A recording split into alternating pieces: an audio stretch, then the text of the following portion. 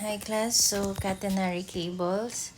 Sabi natin, kapag catenary cables, yung loading ay distributed along sa curvature ng mismong cable.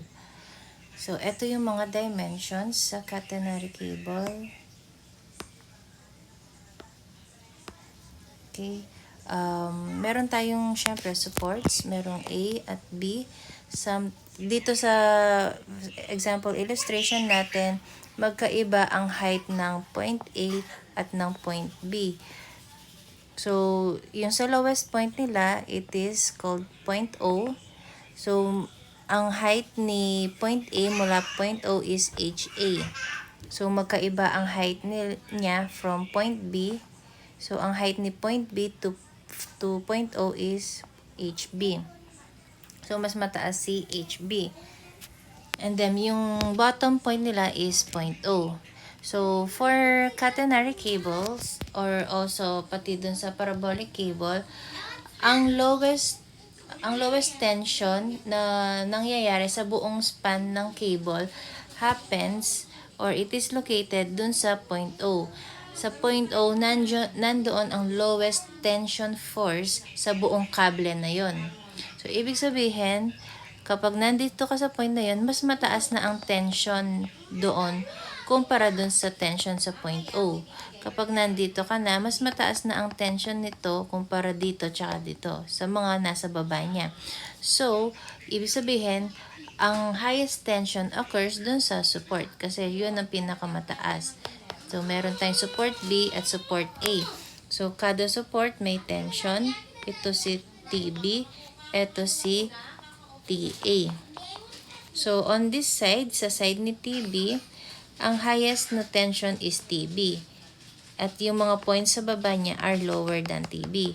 At ultimately, lowest si T, yung tension sa O. Ang tension sa O, tinatawag nating T-min. Kung ito si point O, ito si T-min. And then, dito sa side ni support A, ang highest na tension dyan is yung si TA. Yung mga nasa babang point, mas mababa ang tension sa mga point na yan. And ultimately, pinakababa pa rin yung sa point O and it's still equal to T-min. So, kumpara mo yung TA sa point A and then yung TB sa point B, mas mataas ang tension ni tension B dahil mas mataas siya kumpara kay TA. And then, kung titingnan nyo yung illustration, meron tayong point dito. Let's call it point P. So, let's call point P ito. From point O hanggang point B, it is called C. So, kabilaan, same lang yan. Sa side ng B, C pa din yan. So, meron tayong point C. This is used para mapadali yung equation and yung calculation ng catenary cable. Kung mapapansin nyo sa book, napaka-complicated ng mga computations nila. Pero dun sa nakita kong formula, eto nga, may ginamit silang variable C, mas madali yung equations. So, let's use this one. So, napaliwanag na natin si HB and si HA na. So, adding C and HB, it is equal to YB. And adding HA and C, it is equal to YA. And then, what if meron kang at any point, arbitrary point along the cable, say ito, let's call this point R. So, pwedeng hingin or pwedeng makuha yung tension na nangyayari sa point na to. So, gawa ka lang ng free body diagram. At kapag nagsosolve nga tayo ng mga catenary tables or even dun sa parabolic cable, nagse-section tayo dito sa point O. Kasi, nandun, may isa tayong known force doon T minimum. At dito sa point O also, take note, horizontal lang ang tension force dyan. Kasi per calculus natin, di ba? At maximum and minimum points sa calculus, maxima, minima, nag-a-occur yun dun sa lowest point, and that lowest point, horizontal or zero slope ang mga lines doon. Yung tangent line doon. And that tangent line represents our T minimum. Nakaganyan yan dito. Si T minimum na to. Tangent yan dun sa point O. And it is horizontal. Wala yung vertical component. That's why pag nag-a-analyze tayo ng catenary cable, nagsa-section tayo sa point O dahil known ang situation ng T minimum natin doon. Kaya madaling mag-analyze sa point na iyon. Okay? T minimum. So, we have also the other dimensions. Siyempre, from point A to point B, ang horizontal dimension is L. Horizontal length yan. So, from point O to point A, it is called XA. And from point O to point B, it is XB. And then, aside from meron tayong horizontal length, meron tayong actual length ng cable. Itong buong to. Let's call that S total. ST. Capital T. That's the S total. And then, yung actual length ng cable from point A to point O, let's call that SA. And then, yung actual length from point O to point B, let's call that SB. Okay? Lahat ng mga nasa point B sa side niya, lahat subscript ay B. Ang mga properties doon sa side ng A, ang subscript ay A. And then, of course, yung load natin. Ang load natin, again, for catenary cables, they are distributed along the curvature ng cable. It is W. This is in terms of force unit, kunwari Newton, per length unit. Example ay Newton per meter, di ba? Ang mga W, mga distributed load, ito units nila. Okay, so yun yung mga properties ng catenary table, mga variables. So, let's try analyzing yung loob ng cable na yan. So, sabi nga natin, nag-section tayo sa point O. So, let's section point O. And then, pakita natin yung side sa B. So, side sa B, pwedeng, kung i-analyze mo is yung tension sa B, edi hanggang B yung idodrawing mo. But sometimes, may problem na nagpapa-analyze hanggang sa isang point lang along the length, like point R. Or pwedeng dito magpa-analyze, say point M. So, kapag maggagawa ka ng free body diagram, hanggang dun lang sa point. Change ko yung name nito. Ginawa kong point R. So, let's call this si point R. Kunwari, gawin natin yung free body diagram to analyze point R. So, kapag gagawin mo siya ng free body diagram, hindi itong buo. Hindi itong side na to. You analyze itong portion na kasama yung O. That is enough. Kasi may known property na tayo dahil kay T minimum. So, ang kailangan mo lang is this portion, including point O and point R. So, kung ito-drawing natin yon, eto lang siya. Point O and point R. So, ano-ano yung mga properties or dimensions na meron tayo dito? Pinalitan ko siya ng name, no? Ginawa ko siyang R, hindi na P. So, this is point R. So, this is your height from point R to point O. That is HR.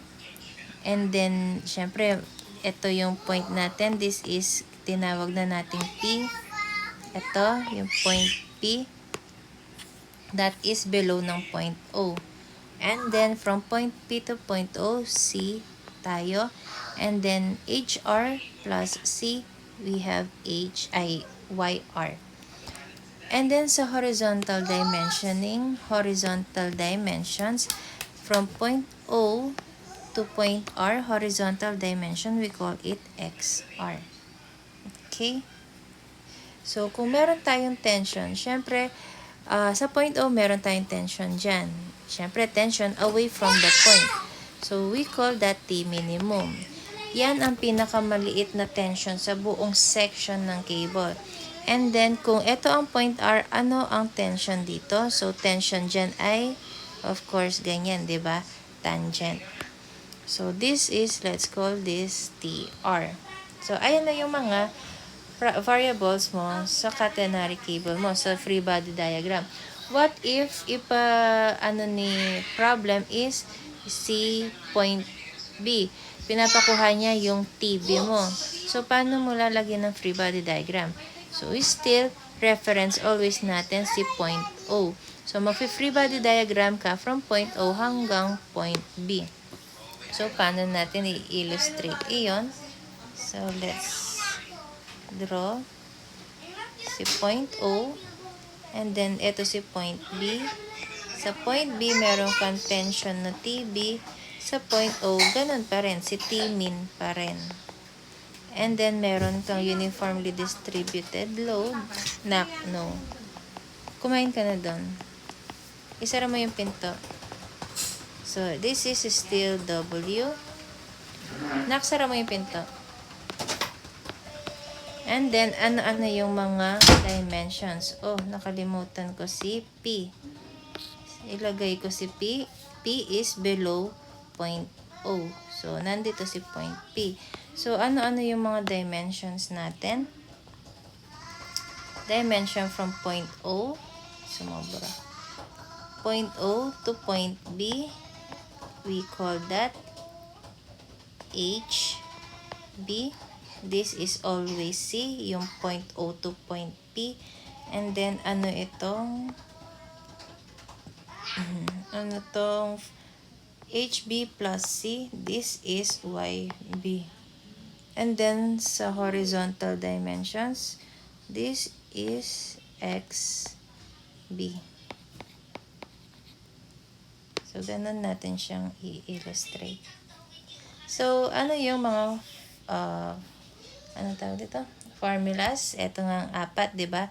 And then, by manipulating itong Y and S, madederive natin yung dinerive natin kanina. So, let me show it again. Since hindi nag-record si Hindi nag-record si Bluebeam. Pakita lang natin yung derivation.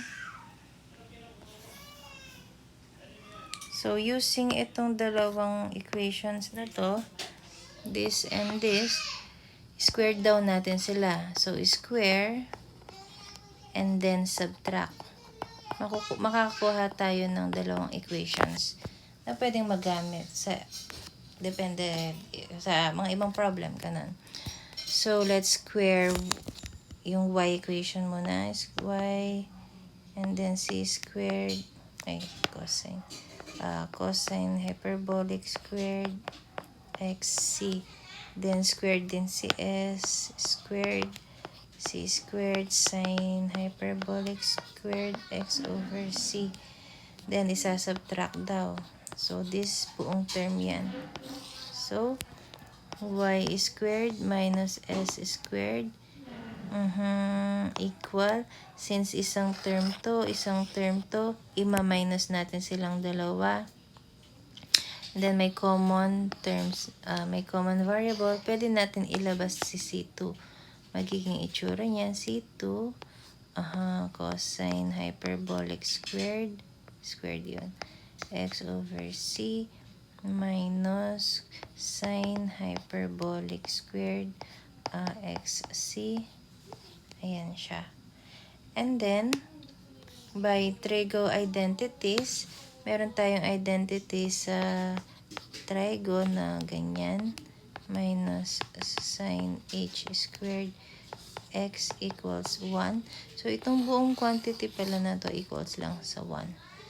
So, kung i-rewrite na natin ang equation na to, it will be more simpler. Magiging ganyan lang siya. So, you can drop 1. So, let's isolate y. So, magiging itsura siyang Pythagorean. Plus na si S2. And then, square root na to. Kasi, ito, diba? Alisin yun. So, mukha lang siyang Pythagorean. And then, this y we can use to substitute dun sa isang equation na to. Ito, may y dito. So, we substitute yun doon. Our t, pwede tayong gumamit na t na sa baba ko siya ilalagay. W times so, pwedeng maging ganyan daw. Yung formula natin kay t, ibig sabihin, kung hindi given si y direkta, you can use ito kung sila yung given. And then si w. Yan yung alternative daw na formula for t. So, ayan na. That's how you create yung free body diagram. And then you start from here, gamitin yung mga equations to evaluate or solve mga missing parameters or mga pinapakuha ng problem. Like for this one, sa isang example natin. So, ito yung example. May isang catenary cable. Ito yung mga parameters. Pero hindi given ano yung mga missing niya. So, missing is pinapakuha si TA, si L, at yung total length.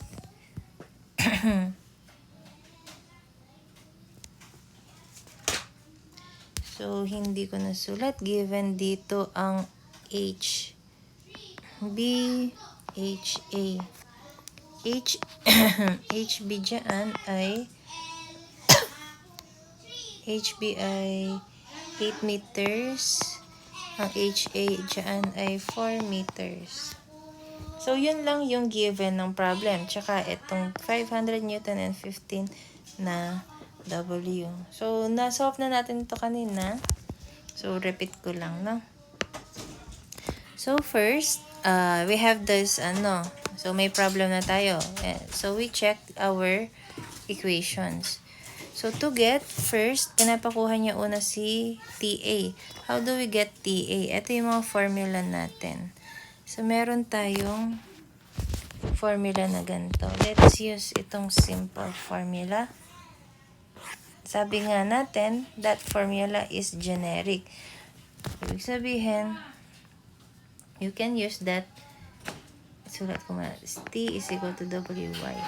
So, pwede mong gamitin ang formula to to get TA and TB. Diba? So, paano natin kukunin si TA?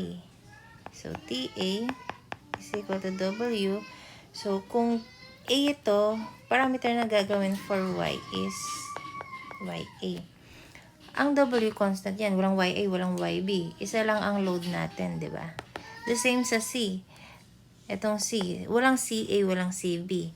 Isa lang ang C natin. That is the distance from point O to point P. Isang CA. Walang CA, CB. Isa lang ang C. Okay. So, ayun, wala tayong YA. Ano ba si YA? YA is equal to, wait lang, baka mapagkamalan. YA is equal to HA plus C, diba? Wait lang. Baka magkalituhan. Ayan, diba? Ito si YA. Ayan, HA plus C. That's YA. So, wala tayong C. Meron tayong HA. Ito lang meron natin kasi wala tayong ito. Hindi natin makukuha si TA. So, ano pang pwede natin gamiting formula? Kung babalikan to, wala nga tayong mga X, wala tayong C. So, hindi natin magagamit ang mga to. So, check your given. Ano ang pwede mong gamitin? Ayun nga, meron tayong TB. So, meron tayong formula for T. So, ito yung gamitin natin, si TB. Siya yung substitute natin sa formula na TWY. So, TB is 500 Newton. So, we have a given na W that is 15 Newton per meter times YB. So, ano ang YB? YB is HB plus C. We have YB. This is 8 meters. Ayan, no? Ayan, nakasulat pala dito. Ito, 8 meters, di ba? So, let's use that. So, dito sa equation na to, C lang ang missing natin. So, by calculator, makukuha natin. Pwedeng shift solve dyan. Makukuha natin ang value ni C na 25.33 meters. May pang-substitute na tayo dito para makuha natin si TA. So, our TA, let's solve for TA now. So, YA is HA plus C. Substitute na natin. So, our W is 15 Newton per meter times HA is, ano nga ba HA natin? 4 meters plus 25.33 meters na C. So, makukuha na natin si TA na equal to 439.95 Newton. Ito na si TA natin. Next, let's get L. How do we get L? So, makikita natin sa illustration na to, if we add XA and XB, it is equal to L. How do you get XA and XB? May formula tayo ng na may variable ni X ito and ito. So, anong gagamitin natin? May S pa tayo, wala, 'di ba? So, let's use Y kasi itong meron natin. Kakagamit lang natin kanina. So, let's use this equation. So, let's get L.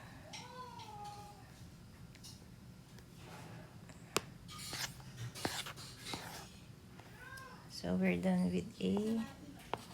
So, let's go sa B.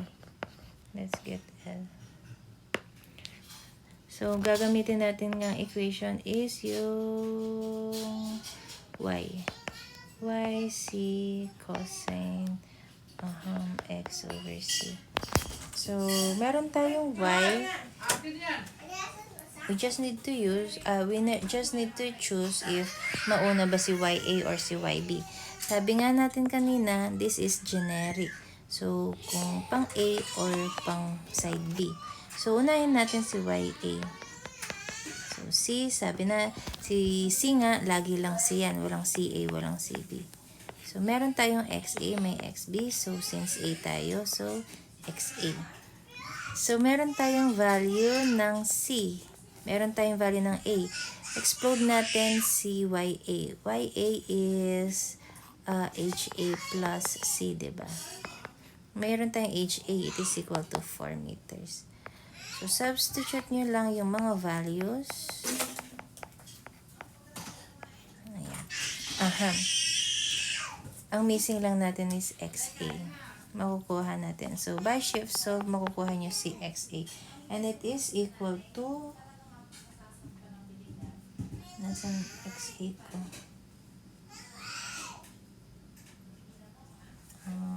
14.05 meters. Okay? So, yung C natin, baka may nagtatanong paano nakuha yun. Kasi, yung C natin is 25.33. Ito. 25.33 to. 35.33 to. Si HA is 4 meters. So, using the equation mode and then shift solve, makukuha nyo yan. XA na yan. So, XB naman tayo. So, let's get XB by using the formula. So, YB naman tayo. C cosine. Sine na yan. Hindi, cosine. Sorry. Cosine hyperbolic pa rin, XB, and then C. So, this is HB plus C cosine H, X, B, and then C. So, eto lang ang missing natin dyan. So, isolating or by shift solve, makukuha mo na yan. HB is 8 meters. Eto yun. 8 meters. C is 25.33, 25.33, 25.33. So, makukuha natin si XB. Shift solve nyo. 19.64 meters. So, adding those two, makukuha natin ang length. And it is equal to 33.69 meters. Yun yung total length. Horizontal dimension. Yan na. Anong horizontal? Ito, horizontal dimension from point A to point B. How about the curve, yung total actual length ng, ito yan, actual length ng cable, that is ST, total sag length. Kaya ST, S ang ginagamit dyan kasi sag length yan. Yung actual length, sag length ng cable. So, meron tayong formula dyan. Yun yung S. Ito pala. Ito yan. This formula. So, for side A, so generic din yan. Pag side A, mga subscript na A ang gagamitin. Pag side B, mga subscript na B ang gagamitin. And then, i-total mo lang yung SA and SB. That is our ST. The total length ng, actual length ng cable natin. So, letter C, ang hinahanap is ST. Okay, so our generic equation is S, C hyperbolic sine, and then X over C. Side A muna tayo. So, substitute natin values ng A. S A is equal to C. Substitute ko na C. 25.33 na C, no? 25. And then, hyperbolic sine. XB. Do we have XB? Ay, SA. XA pala. Nasa side A pala tayo. So, XA over C na 25.33. May XA na tayo, kinuha na natin, diba? Ayun, si 14.05 meters. Substitute nyo lang yan. Makukuha na natin si SA. And ang SA natin is 14.78 meters. Then, substitute nyo lang yung SB. B naman ang substitute. So, that is C hyperbolic sine XB over C. So, SB is equal to 25.33 meters. Hyperbolic sine ng XB. We have XB, ito. Yung 19.64 meters over C na 25.33. So, makukuha na natin si SB. And SB is equal to 21.67 meters. So, nakukuha na natin SBSA to get total sag length SA plus SB lang. Nakuha natin si ST. So, add mo lang ito and ito. So, our total length is 36.45 meters. So, that completes now the problem for catenary cables. So, kung gustong kunin yung mga nasa side B, ibig sabihin, or yung tension, kunwari pakuha ng problem si dito, TA, pwede yan. May formula naman. TB, pwede yan. So, nakuha na to, no? Nakuha na to, YB. Yun lang pala. Kunwari, pakuha ni problem yan. Anong gagamitin na equation? Ito lang. Gamitin nyo lang yung proper subscript.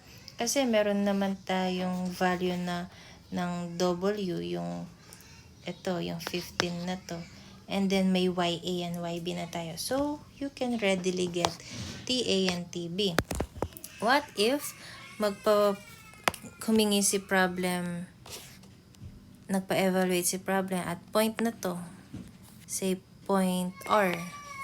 So, paano mo yan i-evaluate? Sabi nga natin, magsa-section lagi kay point O. And then, you don't need to include si point A. Hanggang kay point R ka lang. Paggagawa ng free body diagram. to analyze yung section doon sa point R. So, example natin nga, paano natin i-illustrate yon?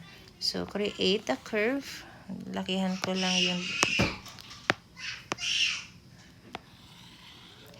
dito. Hanggang kay point R lang tayo. Hala. And then point O. And then, syempre, yung load natin, nandyan pa rin yan. And this is W. Ito pa rin yung distributed load mo na W.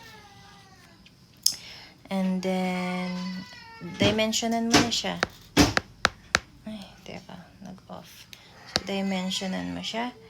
Ito, ito. And then, meron tayong point P below point O. So, may dimension din yun. Ito siya. And then, sumobra to. Ito, meron tayong total doon. Anong tawag natin dito? This is H, R. This is C. This is Y, R. Then, horizontal dimensions naman. This is X, R. Yan na. Then, forces. Label your forces. Sa dito, syempre, may tangent ka dyan. That tangent line corresponds here dun sa line of action ng tension at point R. And then, at point O, always may tension kang T minimum. And then, kapag mag-checkan ka, dapat mas mataas ang TR kumpara kay T minimum. Or sa kahit anong tension sa buong cable, dapat mas mataas silang lahat kay T minimum. And then, kapag dito, pag pinakuha si TB should be higher than TA dahil mas mataas ang elevation. Yeah. Dahil sabi nga natin, ang T maximum sa buong catenary cable exists doon sa highest point niya, which for this problem, TB yung point B ang highest. So, tension B ang T max dyan. Okay? Ayun. So, you just do the same using yung equations natin. Makukuha nyo yung mga properties to evaluate point R. So, that is catenary cable. I guess that's all. Teka nga, wala ba akong na-miss out? Check ko lang. So, napakita naman natin ang use nito. At minimum. Napakita natin ang use ng Y equation, S equation. Ito din, si T minimum. Kunwari ipakuha si T minimum dito. Ang equation lang naman niya is T min equals W times C. That C is yung C na 25.33 lang. Ito, given na yan. Nakuha mo na. So, you can get T minimum equals W times C. W is yung given na ito. W. So, that is 15 times our C is ito. 25.33. So, ano yan? Hindi ko calculate na natin. 15 times 25.33. So, T min is 379.95 Newton. So, check mo. This is T minimum. Ito dapat ang pinakamababa na tension force sa buong cable. So, kumpara mo dun sa TA. TA lang ang sinolve, hindi pinasolve si TB, no? So, let's use TA. TA should be greater than T minimum. TA is 439. So, mas malaki nga siya kay T minimum. Si TB pala ay given, which is 500. So, totoo nga, mas mababa si T minimum. Dahil yan ang pinakamababang tension na mag-e-exist sa buong cable. So, and also, comparing TA and TB. Sabi natin, dapat T max si TB kasi mas mataas siya kay TA. And comparing 500 and 439.95, mas mataas nga si TB. So, siya si T max. So, T max is 500. T minimum is 379.95.